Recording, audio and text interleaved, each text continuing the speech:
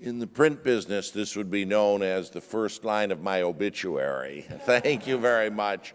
Thank you, Colin, for that wonderful introduction, and thank you all for being here. Colin is right. I've been coming to PLC for 27 years now, and it is always very special for me to be here. Special to see the friends that I've made over the years, like Colin and Lohman, and of course, Fred Anton, whom I met at the very first PLC back in 1989. That was a long time ago. And as uplifting, spiritually, are the new friends that I make, the young people who come here, who come from universities, who come just out looking for jobs, and who stay in touch. They are the people who will make the PLC live and grow in the rest of the 21st century.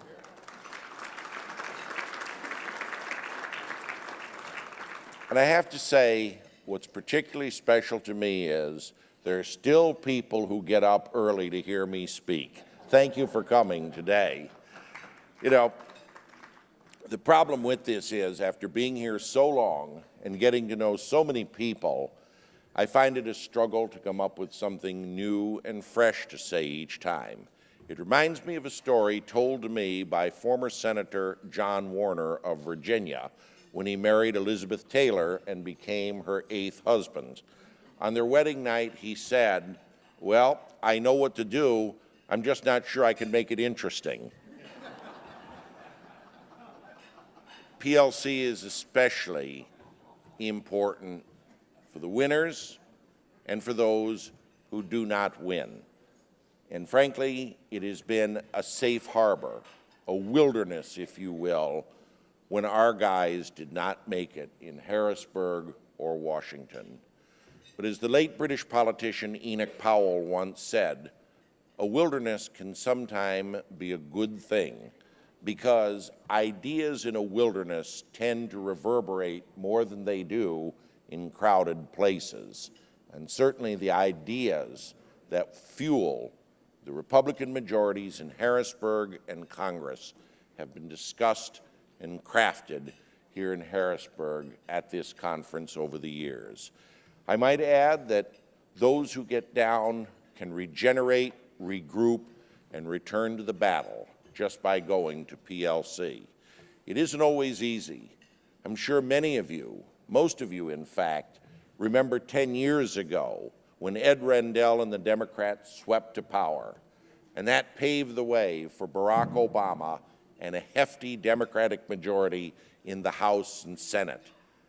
And then they took a health care law that was the envy of the world and wrecked it completely. It didn't look good for our side at all, and quite frankly, some people even thought Barack Obama was the second coming of the Messiah. I have a terrible confession to make. Briefly, I thought that myself. It was on the day that he named Joe Biden as his running mate. For doesn't Scripture teach us that the Messiah shall come into the village and beneath him shall be an ass?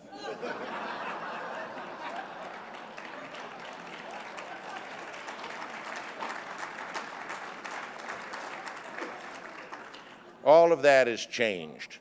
Speaker Turzai talked about the Republican ranks in the House and Senate here in Harrisburg. There's Republican majorities in the House and Senate in Washington, and of course, a Republican president.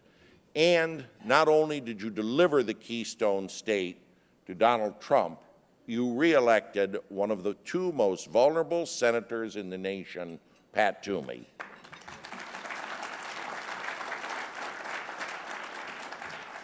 So just look where our side is and look where the Democratic side is, and look at the field that they have, the bench for the future. Right now I'm working on an article on fresh faces for the Democratic Party. I've made an appointment to interview Nancy Pelosi's plastic surgeon. Well, let me give you a very brief view of Donald Trump's Washington from an observer close at hand. As Colin hinted, there's been one dramatic change that I see every day and many of you see every day. The Obama White House daily press briefing has been canceled, and it's been replaced by the Sean Spicer Show. And it's interesting, just last night at dinner, so many people came up to me as if I were making cameo appearances on CSI or Law and Order and said to me, or The Tonight Show, and said to me, I saw you on Sean Spicer. Well, let me just tell you, with 4.6 million viewers every day and growing, Sean Spicer will be a very effective tool for the agenda of this administration. When you look at the budget, this is very important at this point, because the draft of the budget that was just presented to Congress is something that has been discussed and debated at PLC meetings for years. The idea of rolling back expenditures in a big way in the Departments of Housing and Urban Development and Department of Education. The taking of the Corporation for Public Broadcasting and making it the Corporation for Private Broadcasting, funded by its fans with their private dollars and not your tax dollars.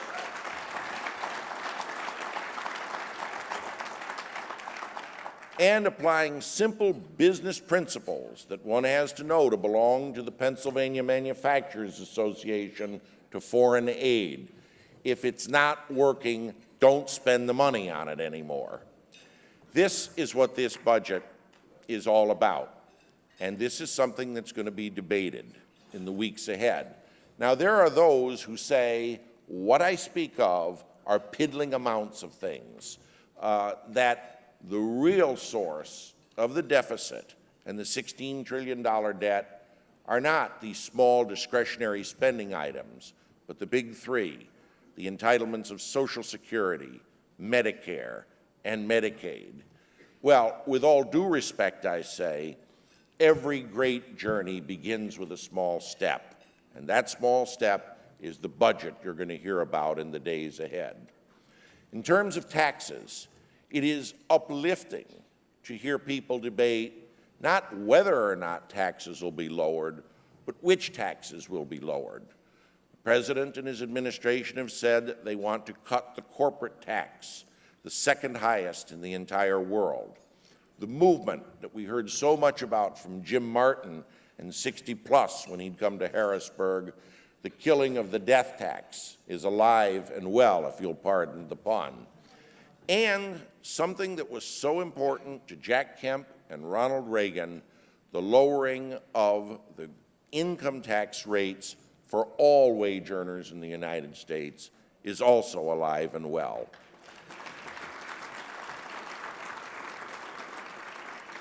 I think of my late friend, who was this banquet speaker at the second PLC in 1990, the author and commentator M. Stanton Evans.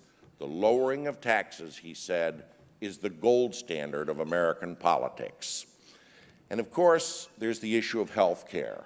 I have to mention that. Failure to do so would be like casting the first act of Hamlet without the gravediggers. Now, Republicans will have their disagreements. Freud once said that the burying of instincts is how we have a civilization. It's the price we pay. But we really didn't bury our instincts. The previous press secretary used to say to me all the time that Republicans do not have an alternative to the Affordable Care Act, the longhand for Obama. Well, quite the opposite was true. There were so many plans out there that they could not agree on anything. There was the approach of Obamacare Light, keeping people on Medicare and essentially preserving an entitlement. There was the free market approach, advanced by Senators Rand Paul and Bill Cassidy, both of them physicians themselves. And in the end, they just could not pass repeal and replace. Now, I would say what everyone had in common who was debating this was one thing alone. They may not have agreed on how to replace the Affordable Care Act, but they sure agreed on repealing it. That should be the first step. And then from there, deal with individual free market approaches. Deal with them after or before a repeal is passed. Say, ending the barrier to purchase health insurance across state lines, the McCarran-Ferguson Act. Or, as Ben Shapiro pointed out last night, don't make special provisions for people with pre-existing conditions. Put them in a pool which will lower the entire cost in the end, once more applying market principles. Or just take the earned income tax credit that lower wage earners receive and have that converted into a health savings account. My own doctor told me just 2 days ago, wouldn't it be great to give someone the pride and choice of choosing his or her own physician instead of going on Medicaid? And finally, I would be remiss if I didn't mention Judge Neil Gorsuch. Whatever you think of the president, whether you're disappointed or you're excited, just be happy. It was not Barack Obama and not Hillary Clinton, but Donald Trump who chose the successor to the late and great Justice Antonin Scalia.